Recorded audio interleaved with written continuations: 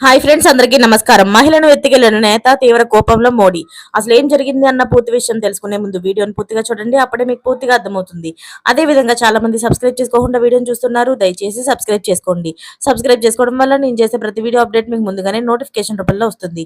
అదే విధంగా లైక్ చేయడం మర్చిపోతున్నారు. దయచేసి లైక్ చేయండి. లైక్ చేయడం వల్ల ఇటువంటి ఇంపార్టెంట్ ఇన్ఫర్మేషన్ చాలా మందికి రీచ్ చేసిన వాళ్ళు అవుతాం. ఇక లేట్ చేయకుండా వీడియోలోకి అయితే వెళ్ళిపోతాం. హైదరాబాద్ లో నవవధువు మిస్సింగ్ కేసు కలకలం రేపుతుంది. పెళ్లైన 7 రోజులకే నవవధువు మౌనికను గోల్కొండకు చెందిన బీజేపీ నేత గురజాల అరవింద్ ఎత్తుకెళ్లడం రాష్ట్రంలోని ఉత్కంఠ రేపుతుంది. అత్తాపూర్కి చెందిన శివరామకృష్ణతో ఇష్టం లేకపోయినా సరే తలవంచి తాళి కట్టించుకున్న మౌనిక 3 రోజుల క్రిందట తన ప్రియుడు అరవింద్తో కలిసి లేచిపోయింది. దీంతో మౌనిక కుటుంబ సభ్యులు నార్సింగి పిఎస్లోని ఫిర్యాదు చేశారు.